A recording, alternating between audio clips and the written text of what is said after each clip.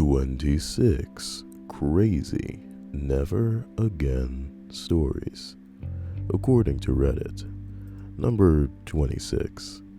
The resort I stayed at in the Dominican Republic had a swim-up bar in the pool. The cocktail of the day was a piña colada. Being of newly legal drinking age and at an all-inclusive resort, and also not yet having a taste for hard alcohol, thus resorting to getting pickled off coolers and cocktails, I went hard on piña coladas, one after the other, in rapid succession. What I didn't know was that when you drink while swimming, being weightless in the water means that you don't realize you're drunk until you're really fucking drunk. I ended up getting a lot more intoxicated than I had anticipated, possibly the most I've ever been in my life. I don't remember anything between being dragged out of the pool by my parents and sitting in the corner of the hotel room crying. Thus began my many hours of tears, double vision, vomiting into the toilet, and fading in and out of consciousness on the bathroom floor. I couldn't smell alcohol for 3 days without physically feeling sick to my stomach. I still drink, but because of that memory, piña coladas have been forever ruined for me. Well, hopefully it didn't ruin penis alada. You know what I mean? If you like making love at midnight. Number 25. I worked as a tower hand for a construction company. I used to take my lanyard and move between booms. He used to take off his lanyard. What the fuck? And move between booms 500 to 600 feet up in the air? Okay, man. I would also slide down the outside legs untethered because it was faster than climbing down the ladder. I cringed when I thought about how there was zero chance of survival if I fell. I mean, yeah, man, it's faster to not, climb, but it's also faster to die, baby. Number 24. A few years ago, I was leading a missions trip into Vietnam/Cambodia with a large group of 20-somethings. There was a dude on our team who was a recovering heroin addict. Damn, I had no idea. But leadership knew and did not inform me. In light of this and his issues with alcohol, leadership had the brilliant idea to move him from the Japan team and move him to the fucking Vietnam-Cambodia team so he could be with the guy who they felt had a positive influence on him. Okay. If you've never been to a Saigon or Phnom Penh, you can't go a block in the touristy areas without being solicited to buy some sort of drug or a prostitute. Bing bong. Shockingly, he used heroin again and convinced another one of our students that heroin is awesome and he should totally try it. We had to send both of them home. It fucking sucked. Ugh. Well, what's the never again scenario here? That you don't ever want to go on a mission trip and have to deal with these corny ass motherfuckers who can't hold their drugs, or, I mean, it's a weird one. That's a weird one. Never again to what? I don't want to have to deal with anyone. I don't want to babysit anybody. Fucking hate people. Number 23. What I wish was a never again story: masturbating after forgetting to wear gloves while making spicy salsa from scratch. Spicy salsa. That reminds me of a TIFU I read about, fingering, I think, a wife after having, flaming hot Cheetos or something. Oh my God. Number 22. I ate half a pound of sugar-free Haribo bears. Isn't this what Stripes is crazy about? Haribo bears are so stupid. They're just they're hard gummy bears, aren't they? I mean, they're not good. They're not hard. I don't know. I don't know enough about Haribo bears. Maybe they are. What is wrong with you? Maybe they're regular gummy bears. But I'm not sponsored by Haribo gummy bears, so, if I weren't lazy, I'd cut that out of the video. Just kidding. Anyway, I ate half a pound of sugar-free Haribo bears. There was no mercy. Rest in peace, his inbox, he says. I don't know why people are destroying his inbox. Are these difficult to poop out? Is that the implication here? He goes on to say, I bought them because they were on sale and I figured that it can't be that bad. I get home and start eating them. They taste pretty good and I'm doing fine. 30 minutes to an hour later, I decided I needed a drink. And the moment I stood up, it hit me.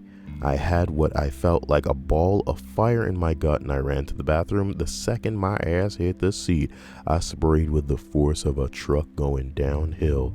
The dye in them is overpowered by the red dye apparently, 'cause I took a look down and it's all red, baby. I could literally feel my heart radiating off of the disaster I'm currently brewing in the toilet.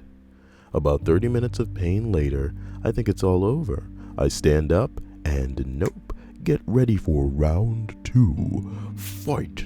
I could have flown to the moon, and if it weren't for me clutching to the toilet as strongly as I could, it was at that point that I truly learned my lesson.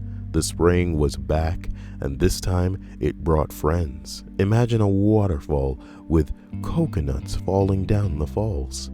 Basically, that was the next 15 minutes. Finally, after retaining proper anus control, I could go back to the couch where I flopped down face first and slept for 6 hours. I gave the other half-pound to my sister and told her not to eat these unless you need to cure some constipation. Haribo constipation bears. Somebody else said, never again, no, never even think about eating sugar-free gummy bears unless you're really constipated. Stripes is weird, man. Stripes is eating these shitty bears. Literal shitty bears. Dios mío. Shitty bears. Okay, number 21. Cave exploring. The serious kind, with lights, helmets, and occasional crawling. Fascinated while you're doing it? Oh boy. But scared as hell in hindsight. Ample opportunities to get seriously injured or worse, in the last place in the world you'd want to be rescued from. Oh boy. Cave exploring, man. Pass. You know what I'm talking about? Number 20. Every man eventually learns the lesson that muscle rub should never be used to treat groin pull or similarly placed ailments. Bing bong. Somebody responds honestly. It's a riled wide, Kyle? What the hell? Honestly, it's a wild ride, but not a bad one. Felt like my bits were being gently warmed in the hands of a lover, and at the same time, like I was teabagging a stream full of glacial meltwater. Kind of exhilarating.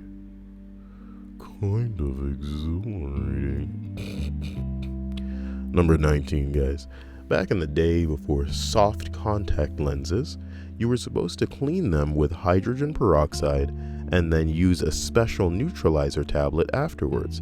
I forgot to use the neutralizer tablet before I put my contacts in. Hydrogen peroxide in your eye. I'm turning Japanese. I think I'm turning Japanese. I really think so. Oh man, that has racial connotations because you would probably squint after that hurt. Don't think about that too hard. I didn't before it came out of maybe my brain did though, I didn't think about it because I'm kind of on standby, you know what I'm talking about? But my brain probably knew exactly what I was doing with that joke. Weird. Wouldn't call it a joke, would just call it being crazy. As we proceed to number 18 on the list of 26 crazy never again stories.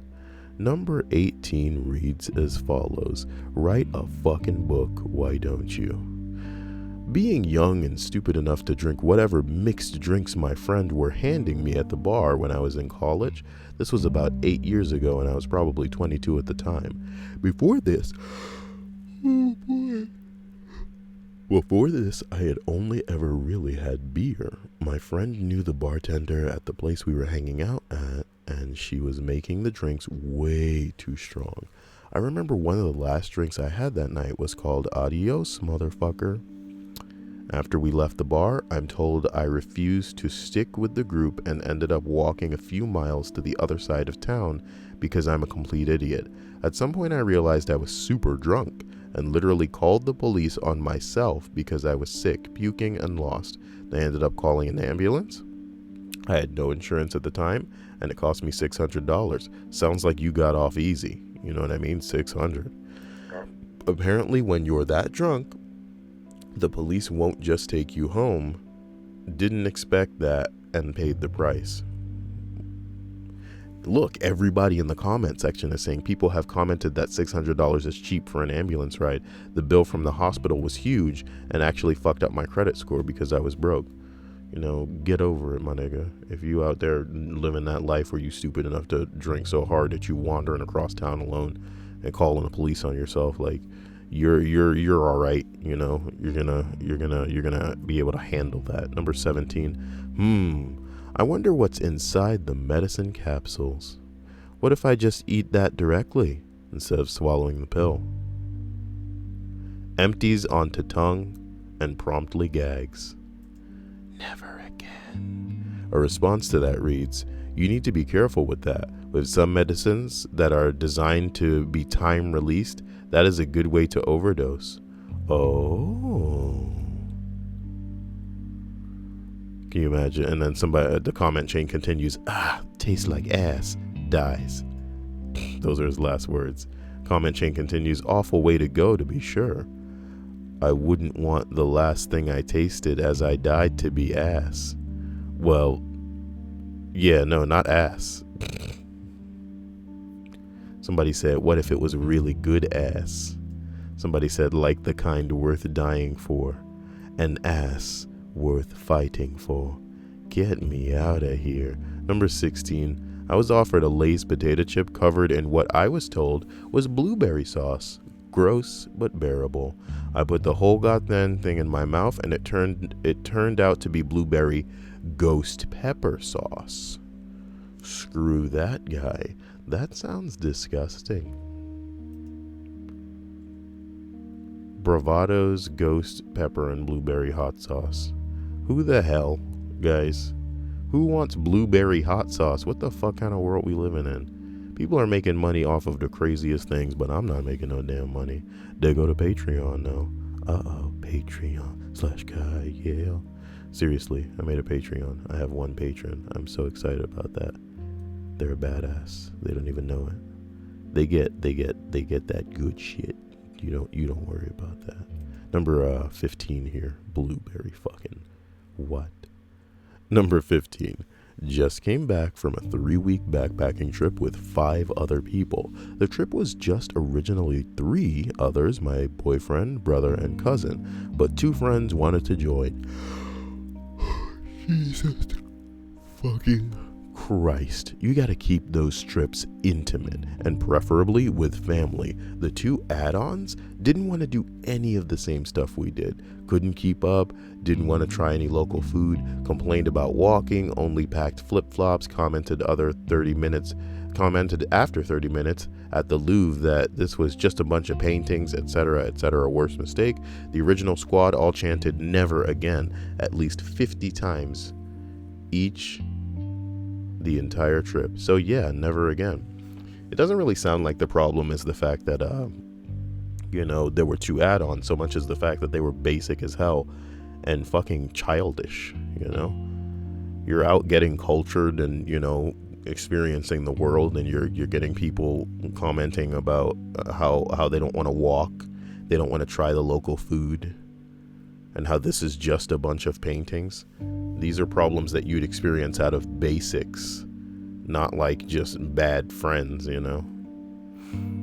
This is not about, come on, guys. Friends, that's where you went wrong. You're trying to make friends and they suck. Where did you make a friend in this guy? Did you just go to school based on where your parents decided to live? And then the guy you were sitting next to, you go, hey, so you're a guy, you've got a name, I've got a name, wow, so much in common, so we should be friends, you know what I mean? And inevitably when that ends up, driving you insane, what the hell, what are you people doing, Number 14, guy, what are you doing, guys? Number 14, never again will I ever loan my money to a friend. Well, yeah, you say that, The thing is, I'm gonna go ahead and highlight the problem word here. Give money to people, you know what I'm talking about. But the loaning, I don't even I like the idea of anyone loaning me any money. Like, give me some money, maybe I'll give you something back. You know what I mean? Pay me for a service. You want something specific, give me the money, I'll give you that thing you want specific. I'm talking about loaning me some money. Man, I can barely be give me a second, I'm getting a call.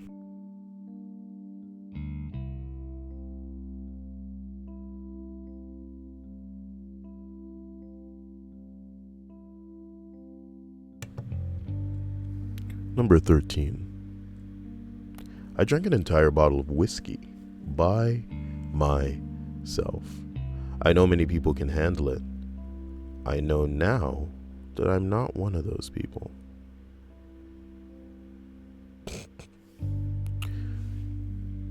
This is a lot of edits, guys. What is really going on? This guy's like delivering help from alcoholics. I guess, man, he really must have got some shit in his inbox. Poor guy. Number 12. I huffed WD-40 when I was bored as a teenager who wanted to get high. It just made me feel like I was disabled. I kept zoning out and couldn't really function too well. Not fun. Dude, somebody's gonna try it. Listen to Kyle. Do not try this. I'm not even gonna repeat it. Do not try this. Okay? It's not a good idea. Ended up feeling like he was disabled. And that sounds appealing to somebody. Somebody hears that and they're all like, oh, yeah. No, guys. A response to this says, I'm sure you turned out a great despite your proclivity for huffing lubricants, but this is the kind of thing that makes me question having children. That for years I could pour my heart and soul into raising my kids and then walk into the garage one day and find them sucking on a can of WD-40. Look, we moving on. Number 11, asking a woman when her baby is due. Ooh, when's that baby due? Doesn't really need a story. It went as imagined. What baby? Oh my God.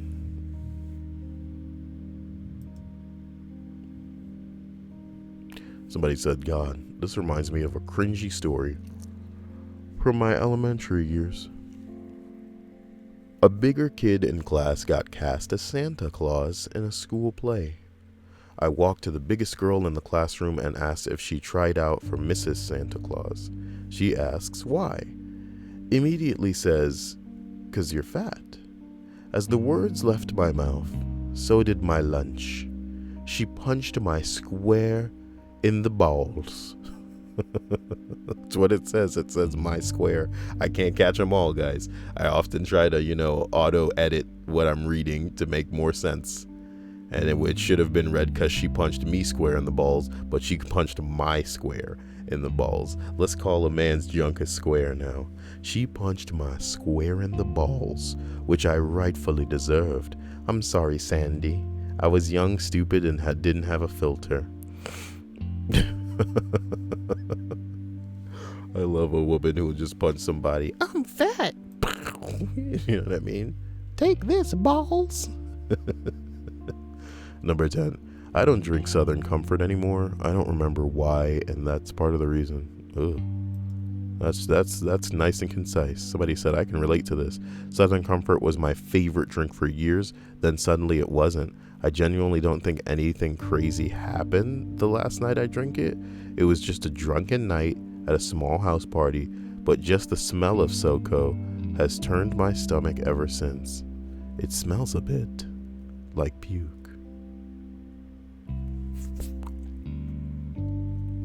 Southern Comfort, y'all. Number 9, a timeshare presentation. Now this is what I'm talking about.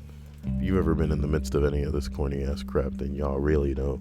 This is just like the epitome of a never again fucking situation.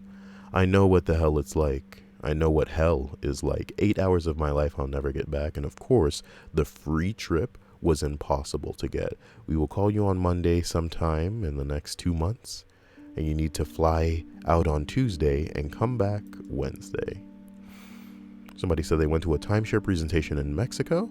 The guy hits us up leaving the airport, as this was not our first time. We entered the room with the lady who was pitching and told her, in all honesty, we will listen to your pitch, but we are not buying anything. We are only here for the free stuff. She was pissed, told us we were wasting people's time, and gave us the vouchers and told us to leave. But not before I chewed her ass out about blindsiding people who had just gotten off a plane that were looking forward to a vacation. Totally worth it, and didn't have to even listen to the hour-long pitch. Assholes. Number 8. When I was the timeshare presenters are the assholes, because come on, guys, there's nothing worse than a hard sell. Leave something on the table, and if somebody's interested, they'll get back to you. You know what I'm talking about? It's when you're really like up in their balls trying to make it seem like this is what they need in their life. Jesus Christ. Number 8.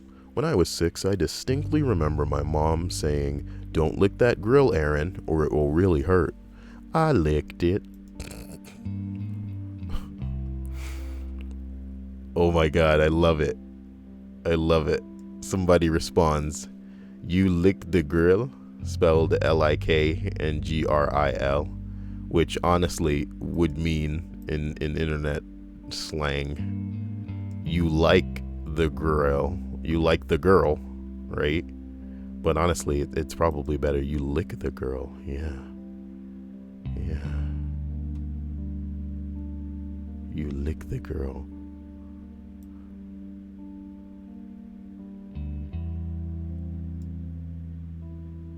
Wait, there's a Sprague poem called "You Lick the Girl"? I think we reread that recently. The grill was very hot. My name Aaron, and when I see a flaming grate, it called to me. I do not heed my mother's trill. I use my tongue.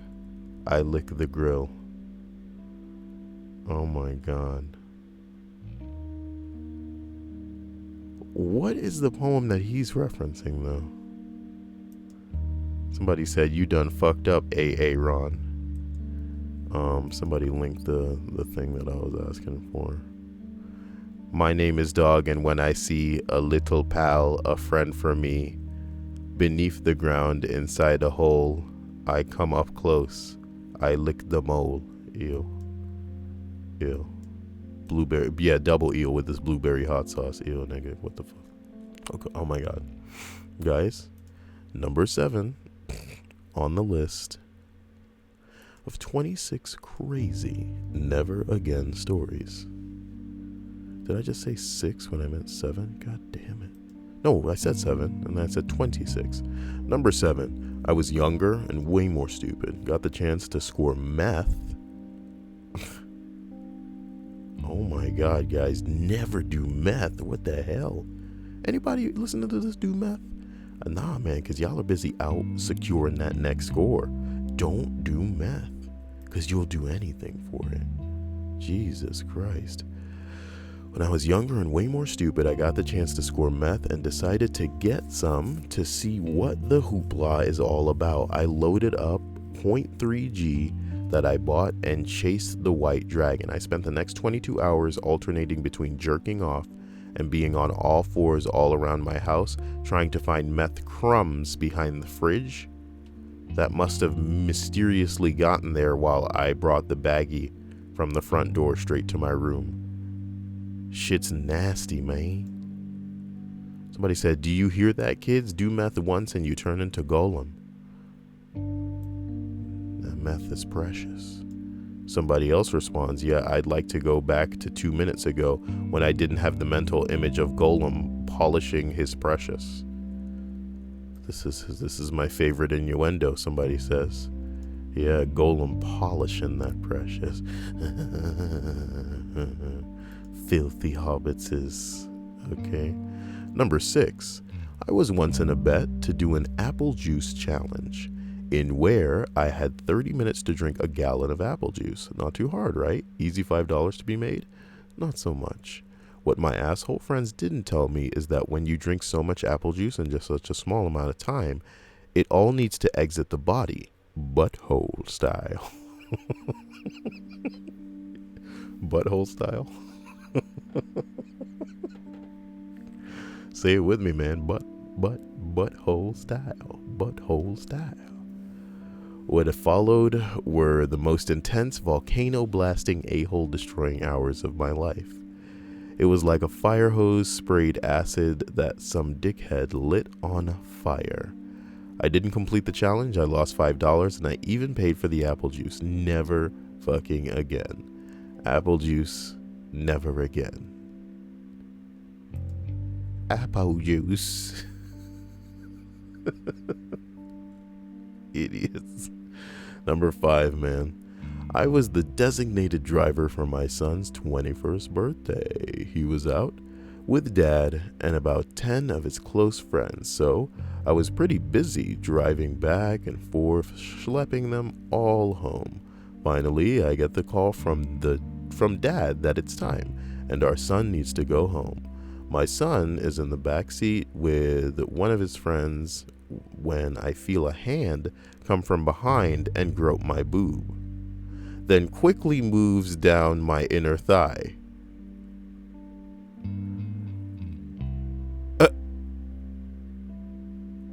My son then says, "What do I need to do to get me some of that?"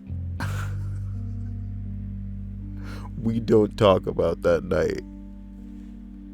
What the fuck?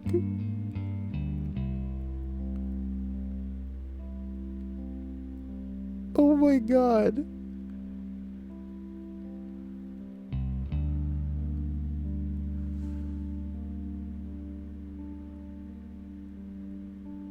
Oh my god.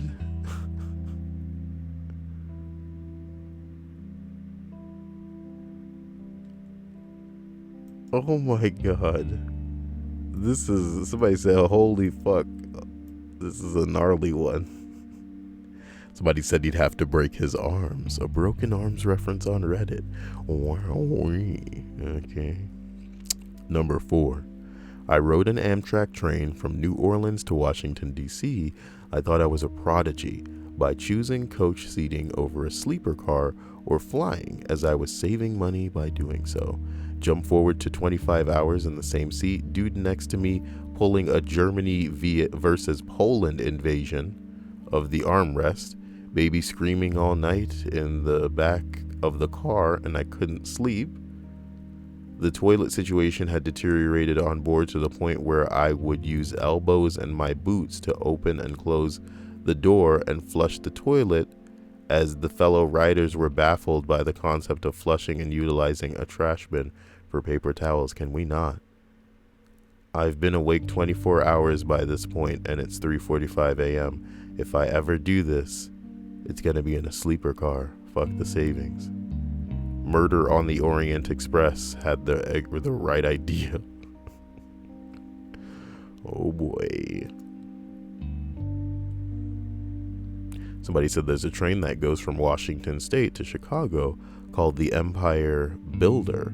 You can buy coach seats, but they have a whole car that's just a glass-walled viewing car with lounges and everything. 2 days on that train, I sat in my seat for maybe 15 minutes. What the fuck? Oh my god.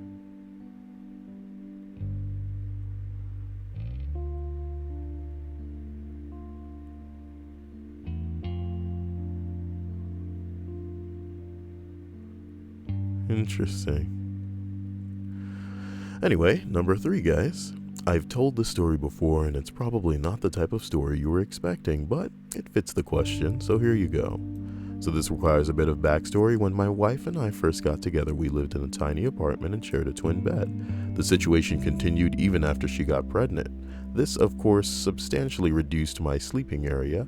We slept in a spooning position. One night, when she was about 7 months pregnant, I awoke in the middle of the night and tried to readjust the blanket to recover myself. It often would end up bunched up between us, so I reached down to find it and pull it back up. There was some resistance, but I assumed that she had her foot on it or something.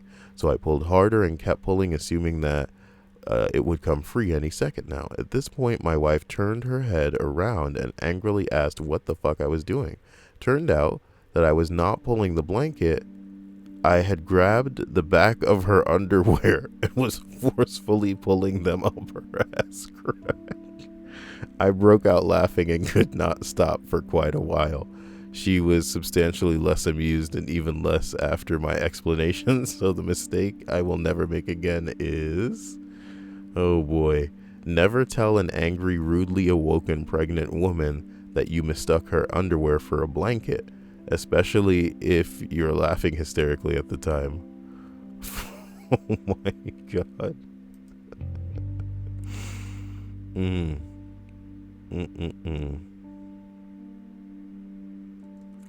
Look, man. Number 2. Whoa. 103 temperature. Sicker than a dog from the flu and constipated. I was miserable. I took 4 fiber pills in the morning and had hallucination fits for the next 4 to 5 hours. Desperately trying to get some sleep, I took an Ambien sleeping pill, extra strength. Oh no. I woke up 9 hours later, not constipated anymore, and having to do a shitload of laundry. Ew, dude. Can you imagine shitting in your sleep? Oh my god. Ugh. Underappreciated pun, a shitload of laundry. When your drugs got you shit in the bed, yeah, you're pretty close to winning this thread. When you shit the bed, you win the thread. Number 1 on the 26 crazy never again stories is as follows. Once I made 2 terrible food decisions in a single day. This was years ago when I was in my mid-20s. I woke up hungry and went to the fridge to grab some leftover Taco Bell, but I'd accidentally forgotten it in the car overnight. Still, thought if I microwaved it, it'd be fine. Microwave, nigga, put that shit in the oven. So I ate Taco Bell chicken quesadilla that had been sitting out for over 20 hours. Okay, over 20 hours, you're living a little bit more dangerously than perhaps I might. Just as I was finishing up, my buddy called and begged me to join on a just friends hang session with this girl he was trying to date. They wanted to go to this Asian seafood place, and I'd always seen driving by, so I figured, but... what are you doing? They wanted to go to this Asian seafood place I'd always seen driving by, but had never been to. So we go, and they have a kind of mini seafood super platter that's meant to feed the whole table, like a super sampler.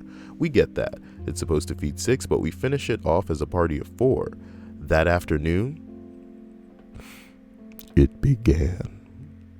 My friend called and asked if I was feeling bad from the seafood, and I told him, yeah.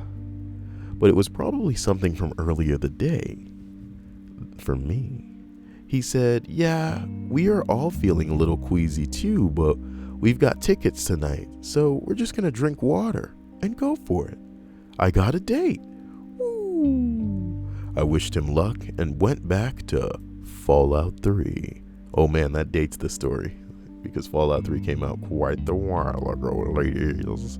By midnight, I thought I was going to turn inside out. It was so bad I would have called 911 if my phone had been in the bathroom with me, but it was on the nightstand and I physically could not get to it. I could hear it ringing occasionally, so I hoped that whoever was trying to call me would stop by and take me to the hospital. It was the longest night of my life, but by early afternoon the next day, I was coming around. I tried to stay hydrated by letting shower water run in my mouth during the event, but the toilet was right next to the tub, and I could sit and hang my head into the tub at the same time under the shower water, or under the shower head. So I just ran the shower on my head, cramped my guts out the back, and vomited my soul out the front. Turns out the calls late night were from my buddy calling to come pick me up because they both had accidents at the concert on their first date. They're married now. This was before Uber or Lyft, in case anyone is wondering. They finally managed to get his uncle to get them. Never again. Can you imagine having accidents while you're out and get just shit all over yourself, and you're like, dude, can you come pick me up? And I'm like, there aren't enough towels in the world for me to come pick you up. I'll bring a hose, you know? Jesus Lord. Oh my God. I'll bring you a change of clothes. You better, but I'm gonna bring you 7 pairs of pants. You know what I'm talking about? You ain't sitting on my car seats. Both of y'all lay down like on your stomachs in here. What the hell? Oh. Somebody responds. Sounds like the time the only things in my kitchen were tuna and vodka. If you're ever in that situation, pick one. Somebody said you can tune a piano. But you can't tune a vodka. Somebody said, oh yeah, watch me. Oh my God. Guys, that's what this is, you know. This channel, unfortunately, with the fucking starting of the Patreon, is shifting into phase 2, which means it's probably going to be daily videos on this channel. Can you guys handle that? How ridiculous was that? So tell me what other shit I should do on the daily as well. If I condense the lists to more of a 40-minute timeline, then I can definitely make room for other types of updates. What should they be? Grow your own shade. Oh, would you look at this? I'm fucking gonna grow my own shade. Looks nice from the outside, not so much from the inside. I'm not digging it on the inside, you know? Doesn't feel like a utilization of the space here. Okay? Could have just had like some kind of mesh out here, you know? I'm gonna fuck this whole thing up and just build a deck. That's what we do. We build decks. Gotta build a deck, brah. Guys, love you, and I'll see you later. I'm really just gonna try to figure out how to get enough cash to get some Chinese food today. See you later. Yeah, I'll definitely try to stream tonight. So, I love you. Take it easy.